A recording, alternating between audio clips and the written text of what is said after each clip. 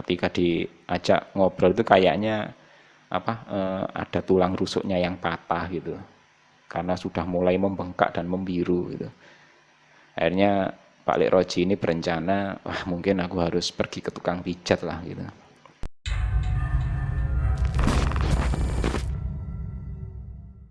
Assalamualaikum warahmatullahi wabarakatuh. Sobat pemburu kisah, selamat malam. Kita jumpa lagi di Misteri Zone. Malam hari ini kisah yang akan kita tampilkan adalah kisah kelanjutan dari yang kemarin, Kang Surya. Iya, dari Pak Lek Roji ya. Iya, dari Pak Lek Roji, yang mana pada kisah kemarin kita sempat ceritakan mengenai bagaimana kisah dari Pak Lek Roji ini di sarang burungnya Mbah Darmo. Nah, bagaimana kelanjutannya, Kang Surya? Monggo, Kang Surya. Oke Pak Jack, jadi sedikit flashback ya di kisah Pak Lek Roji yang kemarin, ketika dia harus berjaga di bangunan sarang burung ketika menjelang panen miliknya Juragan Darmo ya. Kemudian waktu itu karena lagi rame-ramenya panen, akhirnya terjadi perampokan dan Pak Lek Roji ini mendapati suatu pemandangan yang luar biasa.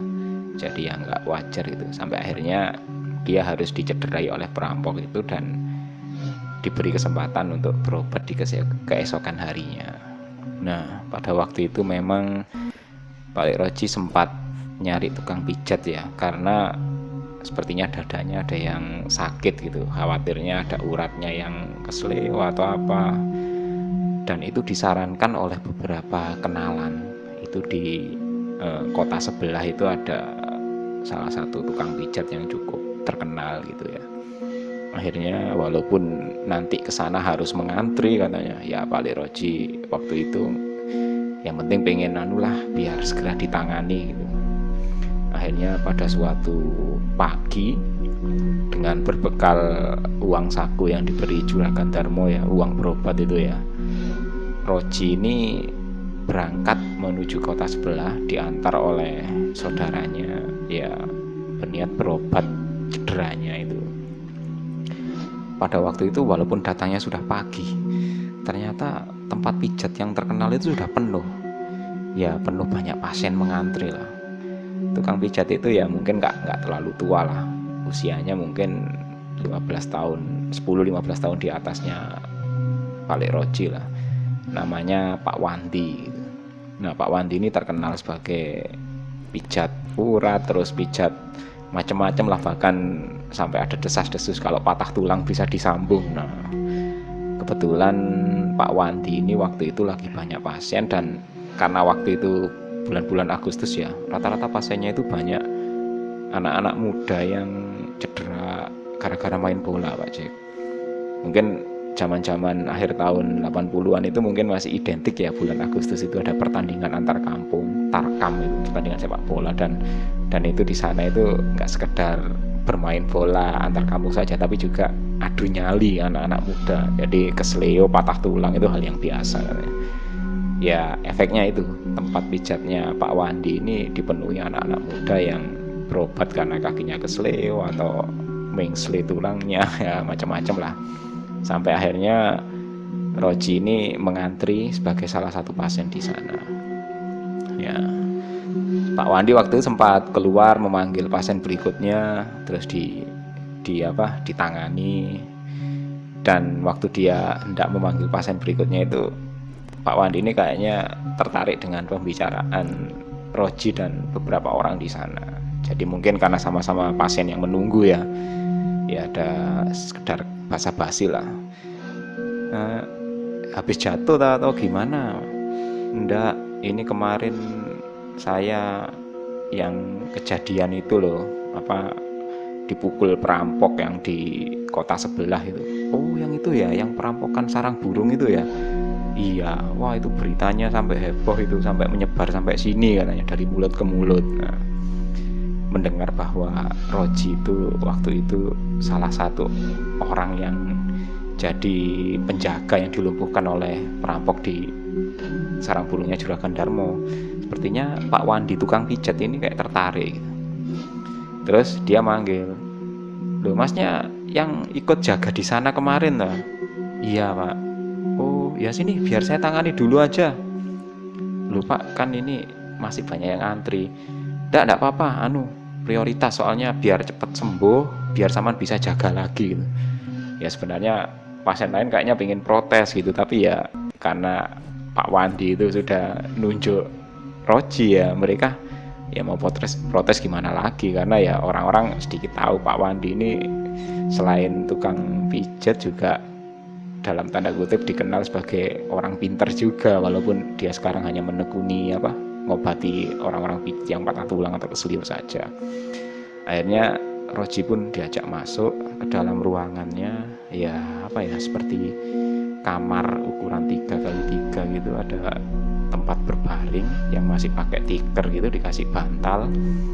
Ya, akhirnya setelah diperiksa, dilihat, ya sepertinya memang ada retak di tulang rusuknya Pak Lek Roji gitu. Jadi setelah diberi penanganan terus disiapkan kayak ramuan obat-obatan gitu, ya selesailah, istilahnya tinggal obat jalan gitu aja. Cuman sebelum Pak Lek Roji balik itu Pak Wandi sempat ngobrol, itu Saman yang jaga di sana ya? Iya. Oh iya, masih ya tempatnya seperti ini ya. Loh iya pak, Pak Wandi pernah main ke sana atau mungkin pernah kenal dengan orang-orang di sana? Tanya Pak Wandi ini. Ya dulu katanya. Hanya dia nggak segera manggil pasien lain, tapi Mas Roji ini malah disuruh duduk. Ya saya dulu pernah di sana mas. Oh pernah jaga juga pak di sana, atau apa kayak jaga yang di gudang sebelahnya sarang burungnya Juragan Darmo? Nggak, ceritanya panjang. Dulu itu waktu saya masih muda, paling 10 tahun lalu gitu. Akhirnya mulailah Pak Wandi ini bercerita. Jadi Pak Wandi ini ya masa mudanya dulu kan dalam tanda kutip itu orangnya agak berandalan. Jadi Pak Wandi itu bercerita dulu ketika muda dia itu pernah belajar ilmu itu, ilmu sirep Pak. Jadi kalau dulu mungkin orang mengenal ilmu sirep itu ya ilmu yang digunakan untuk dunia permalingan.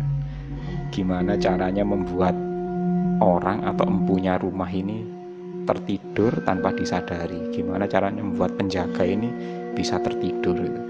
Bahkan ya bukan ilmunya Pak Wandi ini katanya dapat dari gurunya yang ada di gunung gitu. Karena dapat ilmu itu Pak Wandi akhirnya ya mulai nakal, mulai jadi berandal. Kadang-kadang ya mencuri ke rumah orang atau jadi salah satu profesinya selain ya bekerja serabutan, dia juga aktivitasnya juga jadi maling yang sakti gitu. Karena menurut ceritanya ya kalau dia masuk rumah itu, satu rumah itu bisa dibikin tidur. Jadi ya tinggal pilih aja itu, yang diambil pakaian, uang, perhiasan, radio, atau mungkin tip zaman gitu mungkin ya yang bisa diambil itu ya Pak Cek ya, zaman-zaman segitu. Ya karena mungkin kemampuannya yang sudah banyak makan asam garam, suatu hari Pak Wandi ini penasaran dengan sarang burungnya Juragan Darmo, karena dia sendiri pengen nyoba, kalau aku bisa dapat ini mungkin ya aku nggak terlalu susah lagi karena harga jualnya kan mahal. Tapi waktu itu pemikirannya Pak Wandi ya biasanya kalau sarang burung ini kan nggak mungkin dijual ke orang-orang biasa, karena biasanya ada kayak pengepulnya sendiri, karena dia sendiri nggak pernah tahu jalurnya. Ya akhirnya dia mencoba cari informasi, ada salah satu kenalan itu yang mau nerima kalau misalkan dia dapat, walaupun jumlahnya gak banyak. Ya mungkin jalur jalur terlarang lah gitu. Akhirnya karena sudah ada kepastian bakal ada yang membeli barang jarahannya, Pak Wandi ini pun ya berniat untuk menyatroni sarang burung di rumahnya Juragan Darmo. Pada suatu malam dia mencoba ke sana untuk mempelajari situasi dan juga untuk mencari semacam celah, istilahnya diprediksi lah kira-kira nanti masuknya dari mana gitu. Dia mencoba ilmu sirapnya, dan memang malam itu di sekitar itu memang langsung dibikin sepi, Pak Jack. Tapi Pak Wandi waktu itu baru menyadari bahwa di tempat sarang burungnya Juragan Darmo itu dijaga bukan hanya oleh orang penjaga saja, tapi kayaknya juga memelihara beberapa ekor unggas soang. Nah, konon katanya ya binatang-binatang seperti itu kalau ada orang tak dikenal itu dia langsung merespon dan bahkan bisa menyerang, walaupun serangannya nggak mematikan ya, tapi sudah cukup membuat gaduh lah. Jadi orang itu ketahuan. Jadi binatang itu lebih peka terhadap kehadiran orang dan juga kehadiran benda-benda atau makhluk gaib ya. Nah, Pak Wandi ini ternyata nggak bisa membuat soang-soang itu artinya nggak bereaksi, masih tetap ada reaksi dari dia. Akhirnya dia pun, wah ini kayaknya aku harus belajar lagi nih. Jadi setelah tahu bahwa kondisi di sana itu memang nggak semudah yang dibayangkan, Pak Wandi ini sempat ketemu dengan gurunya lagi untuk minta petunjuk gitu. Sampai akhirnya setelah beberapa hari kemudian, setelah merasa punya jawaban, Pak Wandi ini pun pada suatu malam dia berangkat lagi ke sana. Yaitu tadi sambil nyiapkan karung, nyiapkan senter, terus juga nyiapkan peralatan seandainya nanti untuk menjangkau sarang-sarang burung yang ada agak tinggi, dia sudah nyiapkan kayu yang disambung-sambung. Jadi peralatannya sudah lengkap. Dia pun berangkat lagi ke sana. Setelah nyampe di sana, kondisi sepi dan dianggap waktunya yang pas sesuai dengan hitungan jam, hari, tanggal, dan menurut gurunya itu ada waktu di mana dia harus memulai aksinya itu. Dia pun memulai membaca mantra yang diajarkan gurunya gitu. Dan memang benar, suasana langsung sepi semua. Bahkan beberapa ekor soang yang biasanya berjaga di sana itu seperti terdiam, seperti patung gitu aja. Kayak entah tidur, entah gimana, tapi mereka itu diam, nggak bergerak gitu. Ya hanya menyembunyikan kepalanya, menunduk gitu, menyembunyikan di balik bulunya. Jadi mungkin kayak entah dibuat gimana itu, ya mereka tidak bereaksi.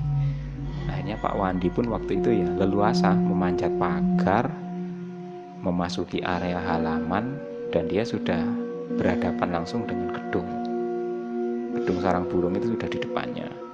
Sebenarnya mudah saja, dia tinggal ngambil linggis, tinggal membuka gemboknya, membuka paksa, toh semua sudah pada tidur gitu.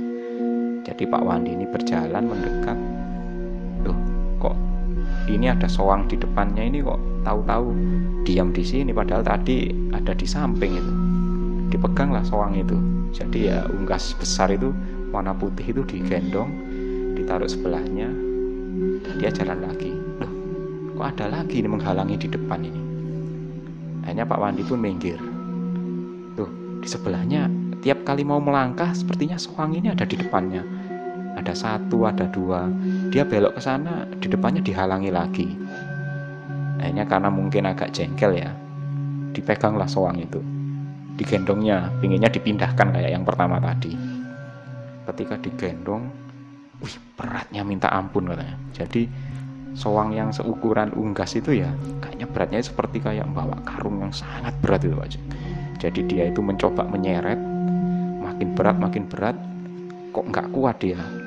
Dan ketika rasanya ini kok tubuhnya ini bukan seperti berbulu gitu ya, kok tubuhnya ini kok kayak padat gini. Dan ketika dilihat, soang itu kayak berdiri dan bentuknya itu berubah kayak jadi pocong. Dan dia itu menunjukkan muka yang rusak, penuh belatung, berdiri di hadapan Pak Wandi. Wah, Pak Wandi kaget. Dia terkejut karena memang dikiranya binatang ini sudah tertidur, tapi kok malah berubah jadi makhluk seperti ini. Lari Pak Wandi, berlari menuju pintu pagar untuk meloncati pagar, kemudian keluar ya. Dan tahu-tahu dia itu masuk ke dalam sungai, Pak Jack. pure. Wah, Pak Wandi kaget. Perasaan tadi masuk nggak ada sungai, ini kok sebelah mana ini kok ada sungainya ini. Dan sungai itu memang nggak terlalu dalam sih, hanya sedalam dada saja. Cuman rasanya Pak Wandi ini nggak bisa nggak bisa berjalan di atas lumpurnya yang licin gitu. Akhirnya dia berusaha berenang mencari ke arah tepian. Dan anehnya, ketika Pak Wandi melihat sekeliling, bangunan itu dikelilingi oleh sungai dan Pak Wandi masuk di dalamnya. Jadi kayak ada benteng yang dikelilingi sungai gitu aja. Pak Wandi juga heran juga, tapi dia nggak sempat berpikir ini tadi masuk nggak ada sungai, tahu-tahu keluar kok dikelilingi sungai. Yang ada di pikiran Pak Wandi waktu itu hanya gimana caranya dia bisa keluar dari sungai ini. Akhirnya Pak Wandi terus berenang mencoba mencari bibir sungai ke tepian yang terlihat di depannya itu. Dia terus berenang menjejakkan kakinya, sesekali juga berjalan di atas lumpurnya sungai itu. Cuman ya yang dirasakan Pak Wandi itu kok nggak sampai-sampai ini. Ini sungai ini lebarnya seberapa sih? Tadi itu mulai renang dari tengah sampai ke depan itu nggak jangkau-jangkau. Dan posisinya masih tetap di tengah sungai. Akhirnya Pak Wandi berpikir, mungkin aku harus balik menuju ke arah gedung sarang burung itu, bangunan itu. Dia berenang ke arah sebaliknya. Tapi juga gitu, kok nggak nyampe-nyampe.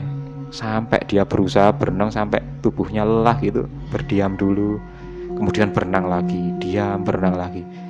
Dan dia melakukan itu sepanjang malam. Antara pemikiran ketemu ketahuan orang, ketakutan, terus juga bayangan tadi bertemu pocong sebelum masuk gedung.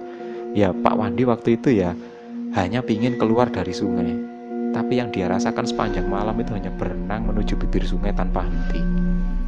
Sampai akhirnya di tengah rasa yang sedikit capek dan kesadarannya mulai hilang, langit itu sudah memerah. Jadi Pak Wandi ini mulai tengah malam sampai menjelang pagi itu ya hanya berkecipak-kecipak di dalam sungai saja. Menuju ke sana nggak bisa, menuju ke sini nggak bisa, kayak jauh sekali gitu ujungnya itu. Dan dia itu baru sadar ketika pundaknya ditepuk. Sadar, dia kaget. Ternyata Pak Wandi itu ya kayak seperti bermain renang-renangan di atas halaman tanah, hamparan tanah depannya bangunan sarang burung itu.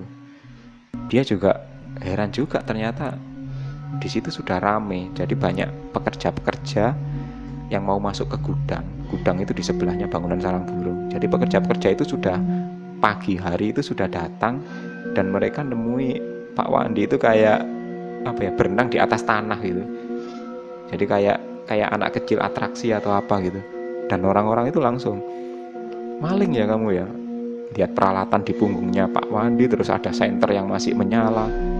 Akhirnya dia pun ya ditangkap, sempat dihajar juga, dihakimi sebentar gitu, terus diseret.